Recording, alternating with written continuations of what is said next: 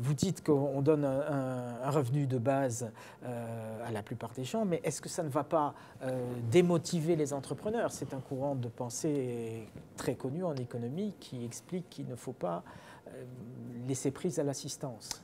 Oui, alors écoutez, votre question, et je pense, est très pertinente. D'abord, moi, je n'appellerais pas ça assistanat, parce que c'est déjà très, très péjoratif. C'est comme si on donne quelque chose à quelqu'un qui ne mérite pas. J'appellerais ça plutôt revenu citoyen. Le revenu de citoyen, au même sens que quelqu'un investit dans une compagnie, a une rente, un intérêt, c'est de plein droit. Secondo, je dirais que tout dépend du montant de ce revenu citoyen. Si ce revenu citoyen est astronomique, évidemment, les gens ne vont rien faire. Mais si le revenu citoyen est vraiment la base pour réduire les angoisses alimentaires des gens, ils auront un surplus de temps pour faire autre chose. Et si on regarde les groupes qui ont ce revenu de base, que ce soit les retraités, que ce soit les rentiers, que ce soit les investisseurs, que ce soit des classes aisées, très souvent, c'est des classes très productives. Je pense que les grandes avancées dans l'histoire de la pensée ont été faites plus par des gens qui n'avaient pas à travailler que par des gens qui devaient passer 45 heures par semaine à gagner leur pain. Prenons quelqu'un comme Karl Marx, il n'a jamais travaillé un jour de sa vie, une heure de sa vie. Il était toujours à la bibliothèque du British Museum. Même chose, Adam Smith, Keynes, tous ces gens-là travaillaient très peu par rapport. Je pense, si le revenu citoyen est suffisant pour que les gens ne crèvent pas de faim, mais pas suffisant pour démotiver ceux qui veulent travailler plus et gagner plus, nous avons un bon système. Alors, quel est le montant de ce revenu? Ça dépend de l'endroit. Par exemple, dans la proposition suisse, où il y a un référendum qui va passer en Suisse dans un an, qui propose un revenu de base pour tous les Suisses de 2000 francs suisses par mois. Mais ça, c'est énorme, parce que 2000 francs suisses par mois, c'est presque démotivant. Les gens ont dit bah, tant mieux, je ne vais rien faire. Mais si c'est moins que ça peut être suffisant, comme je dis, pour éliminer les angoisses alimentaires, les gens qui font des insomnies parce qu'ils ne peuvent pas payer les loyers, mais leur donner en même temps la possibilité de dire ah mais je veux me lancer telle entreprise, telle idée. Ça fait des années que je pense à cette idée, je vais la lancer. Oui, il y a un point qui est très intéressant, qui est en filigrane de la discussion sur cette question du revenu de base, enfin on peut l'appeler de tas de manières différentes, ou du revenu citoyen, comme vous l'appelez, c'est la question en fait de la libération de la créativité des personnes. Parce qu'au fond, autant pour un travail laborieux, pour un travail dur, pour un travail qui me détruit, entre guillemets, si je ne suis pas payé, je ne vais pas le faire. Or, l'ensemble de ces travaux vont pouvoir être faits par les robots. Donc on n'a pas besoin du tout de la même intensité de motivation pour ce genre de travail, puisque ça va être pris en charge par les robots. Par contre, sur l'aspect créatif, c'est vrai que quelqu'un devient créatif, ne peut devenir créatif que quand il est libéré de cette angoisse alimentaire. C'est la pyramide de la Maslow nous le montre bien. Et l'expérience montre, et d'ailleurs il y a des expériences en cours aujourd'hui où on est en train de donner sur des petits écosystèmes ces revenus de base. Et à ce moment-là, à chaque fois, on voit que les gens sont libérés d'une angoisse existentielle qui fait que du coup, ils deviennent beaucoup plus créatifs. Ils innovent, ils créent des entreprises, etc. Et même dans le cas de personnes avec des revenus gigantesques, prenons le cas de Steve Jobs ou de Bill Gates, on n'a pas rarement vu des gens s'arrêter, y compris lorsqu'ils sont multimilliardaires et qu'ils peuvent vivre non pas une génération, non pas deux générations, mais sur 1000 générations. Leur avenir est assuré et néanmoins ils continuent à travailler encore plus que jamais.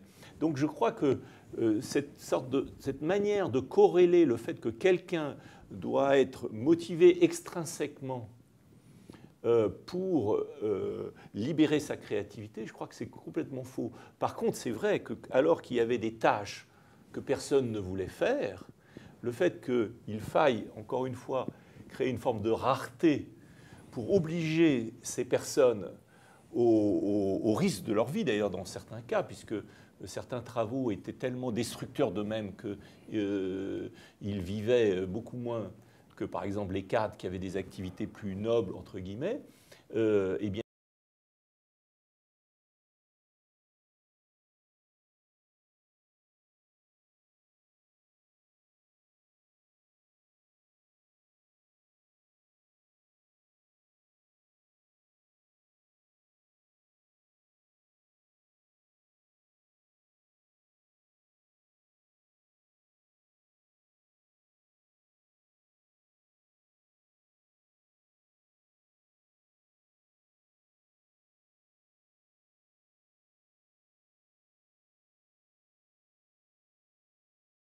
Nécessité d'innover dans la science économique qui a besoin d'être entièrement revue, parce que pour compléter l'idée, on a un produit mondial brut énorme, et ce produit mondial brut est en fait généré par seulement 70% de la main-d'œuvre mondiale, parce qu'il y a 30% de la main-d'œuvre qui est ou en chômage ou fortement sous-utilisée.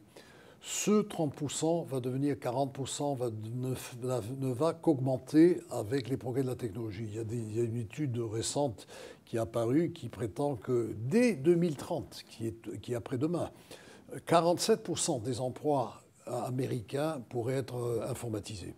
Ce qui nous fait que normalement, on pourrait tout faire avec 53% de la main-d'œuvre. En 2050, ça peut être 40% de la main-d'œuvre. Alors qu'est-ce qui va arriver là ? Si on n'a pas un système pour protéger ceux dont on n'a plus besoin, alors là, il va y avoir la révolution. Mais si on peut garantir à tout le monde une base, un revenu citoyen, ceux qui veulent travailler plus vont le faire. Et sans aller chez Bill Gates ou chez Steve Jobs, je regarde mon cas personnel. J'ai 2 retraites, je pourrais, c'est littéralement ne rien faire, voyager tout le temps, jouer au golf, au tennis, mais je travaille beaucoup plus qu'avant. Mais c'est un plaisir.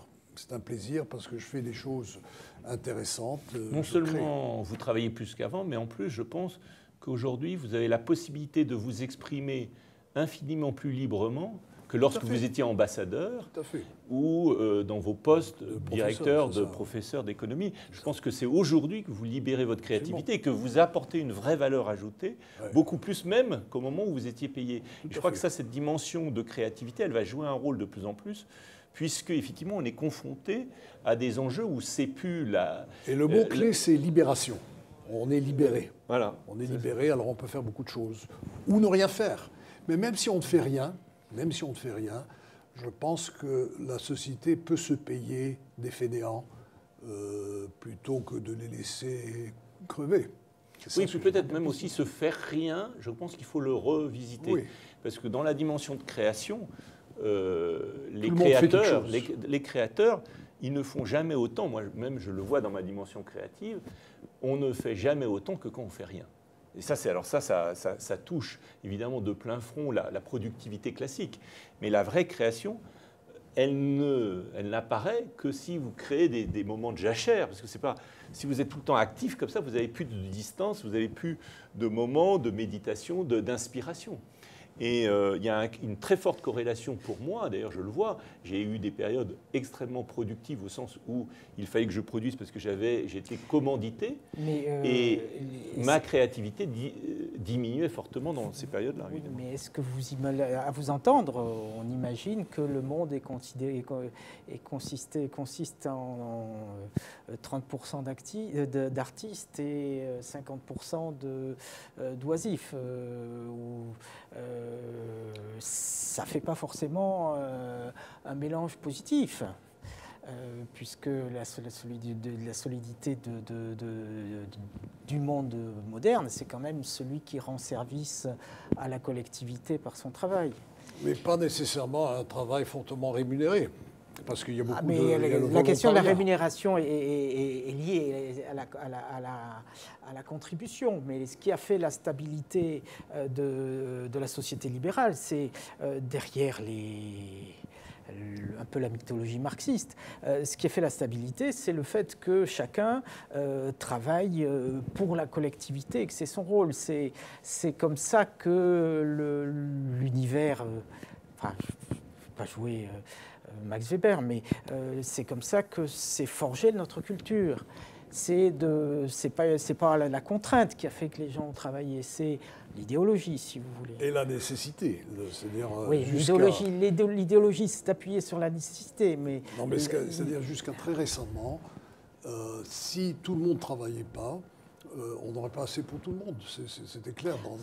Alors qu'aujourd'hui, je pense qu'il y a eu un passage dans les analyses de Vassili Leontiev, le prix Nobel décédé depuis longtemps, qui a comparé l'être humain dans la production aux chevaux dans l'agriculture. Disons, les chevaux dans l'agriculture, avec la mécanisation de l'agriculture, n'avaient plus leur rôle à jouer. Alors, mais par contre, leur productivité augmentait par le seul fait qu'à fur et à mesure qu'on diminuait le nombre de chevaux, la productivité par tête en agriculture augmentait par cheval. Alors, il rigole un peu, il dit, bon, supposons que les chevaux s'étaient institués en syndicat, et il se dit, écoutez, nous, on n'est pas du tout perturbés parce que notre productivité ne fait que monter. Alors, on va toujours être bien. Mais ils n'ont pas compris que les chevaux arrivent à un point où ils sont tout à fait marginalisés, on n'a plus besoin d'eux. Et par conséquent, ils disparaissent du processus de production. Maintenant, supposons que la même chose est vraie pour l'être humain, que l'être humain est devenu tellement intelligent avec la création de robots, de machines intelligentes, qu'il est redondant, qu'il n'est plus nécessaire dans le processus de production, ou peut-être beaucoup moins qu'auparavant. Alors, qu'est-ce qu'on fait? D'ailleurs, ça, c'est confirmé par les statistiques, parce que même quand on crée des emplois à temps partiel. L'emploi à temps plein est en train de disparaître. On n'a plus besoin de personnes qui travaillent à 40 heures par semaine, 45 semaines par an. Cette image du plein emploi, à mon sens, en 30 ans, elle n'existera plus tout à fait. Alors on voit, alors peut-être on va laisser conclure là-dessus parce que le sujet est vaste. Et on va faire d'ailleurs plein de références à toute une série de documents autour de ça en lien avec cette émission. Et on vous invite à aller les regarder. Ça va être l'occasion de découvrir plein de dimensions qui impactent aujourd'hui l'économie. On sent bien, en tout cas pour conclure, on sent bien effectivement que les enjeux économiques, la théorie économique, sont en train d'être discutés dans toutes leurs dimensions. Il y a vraiment une sorte de rebattage des cartes. Et comme le dit d'ailleurs Kimon dans une émission précédente, il ne s'agit pas simplement d'adapter ou d'innover, il s'agit de réinventer. Donc Kimon est une des rares économistes à oser réinventer, revisiter son domaine. Alors peut-être ça serait intéressant justement en fin d'émission que vous nous donniez un peu les autres économistes qui vous semblent intéressants. Ça serait très intéressant. Eh bien, celui qui est tout à fait en faveur de repenser l'économie, c'est l'autre prix Nobel qui est Paul Krugman. Et même chose aussi pour encore un autre prix Nobel qui est Stiglitz. Alors, tous ces gens-là disent, écoutez, ce qu'on enseigne, écoutez, moi j'ai enseigné l'économie pendant 30 ans, et moi je prétends actuellement que, disons, 40% de ce que j'ai enseigné doit être vu. 60% c'est encore bon, mais 40% doit être vu parce que les conditions ont changé. C'était vrai, mais c'est plus vrai. Les hypothèses de rareté qui étaient présentes ne sont plus vraies de la même façon. Et c'est pour ça que je pense que ceux qui disent, écoutez, on va sortir de l'auberge en produisant plus, moi je dis pas nécessairement. Disons, on a 100 milliards dans le monde aujourd'hui, 100 000 milliards. Faisons qu'on passe à 200 000 milliards. Avec ça ne change rien, parce que c'est toujours le système winner takes all qui fait qu'il y a 1% et 99%, c'est par la nature du système. Et quand il n'y a pas un système genre tennis où le gagnant gagne aussi, on est dans une situation... Le perdant gagne aussi. Pardon, le perdant gagne aussi, le gagnant gagne, mais dans le tennis et dans les sports, les perdants gagnent aussi. Tant qu'on n'a pas ce système, ce n'est pas un système soutenable et à mon avis, il va se briser sans que ça soit nécessaire qu'il se brise parce qu'il y a assez pour tout le monde. C'est ça ma thèse. Il y a assez pour tout le monde. Donc pourquoi faire de la casse alors qu'il y a assez pour tout le monde?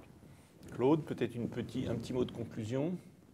La conclusion, c'est que, effectivement, je partage votre avis que la science économique doit se repenser, mais je dirais, moi, que la manière dont la science économique s'est repensée traditionnellement, ça a toujours été de regarder en arrière sur ses fondements. Tant qu'on ne regardera pas sur ce qu'il y avait au fond des choses, c'est ce que ne fait pas, à mon avis, M. Krugman ou M. Stiglitz.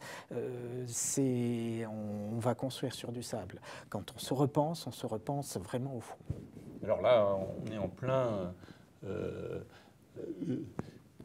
paradoxe, et je crois que, merci de souligner ce point-là, se projeter vers le futur, c'est aussi regarder vers l'arrière, et c'est pas l'un ou l'autre, c'est les deux. C'est l'un et l'autre, oui, bien sûr.